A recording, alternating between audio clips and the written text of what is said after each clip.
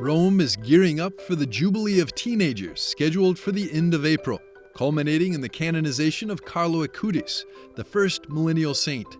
Thousands of young pilgrims will flood the city, with Father Alfredo Tedesco, the Diocese of Rome's youth pastoral director, along with his team, making sure that they all feel at home. Parishes are mobilizing, volunteers are stepping up, and Roman families are opening their homes to host them.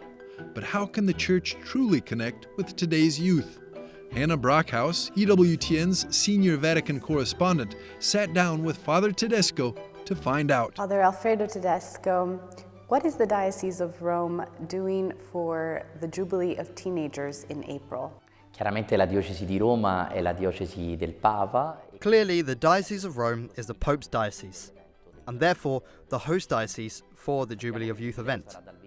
We know that the Jubilee will take place from April 25th to April 27th, and will culminate in the canonization of Blessed Carlo Acutis. In the meantime, the Diocese of Rome is experimenting with the ministry of welcome. Our parish communities are organizing themselves both through the structures of reception, the shelters, but also through, we could say, the people, the communities, who are organizing the voluntary service of welcoming young people into our communities. Per accogliere gli adolescenti nelle nostre comunità. You are the person in charge of the Office for Youth Ministry in the Diocese of Rome. What does that entail exactly? Ci preoccupiamo di promuovere proprio il Vangelo, di portare il Vangelo. In the Diocese of Rome, we try to promote the gospel with all the particularities that this age group needs anyway. And we do it through the network of our parish communities. But we also do it thinking of all those children whom we are not able to reach, even those who, for their own reasons, do not come to church. And so, it's also about experimenting with the animation of the pastoral life for the youth of our diocese. What is the spiritual reality right now for Italian teens and young people? Noi abbiamo tanti luoghi comuni sui giovani, sugli adolescenti. We have so many stereotypes about young people. For example, we think that the fact that they don't go to church means that they are not interested in spirituality, in faith, in the Christian religion, but also in the religious phenomenon in general. Actually, from what we know, I feel that they have a great desire. Definitely a lot of questions. A desire for God.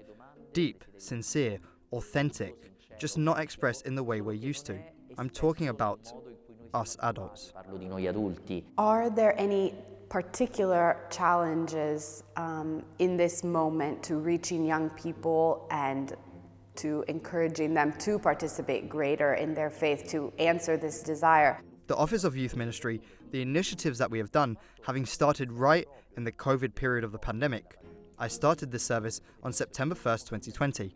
I couldn't help but confront, reflect with the digital phenomenon. And there was the opportunity, our offices know it well, to try to experiment in this field, but with a particularity, asking young people to help be apostles for other young people in the digital context. The Pope calls them digital missionaries, and this is true. That is a real missionary country, a continent, the digital world, where we have to learn a language, the language of this context, and where the protagonists, or rather co-responsible, that is, those who share this responsibility with us, are the young people themselves. In fact, I had another question about this protagonism of youth that Pope Francis calls it, right? And so you gave me one example, but I don't know if you have other examples of how you are letting youth also lead and not only be the subjects, or be the objects, but be the subjects of the story too. La Diocesi di Roma ragiona in questo modo. The Diocese of Rome sees it this way, very concretely.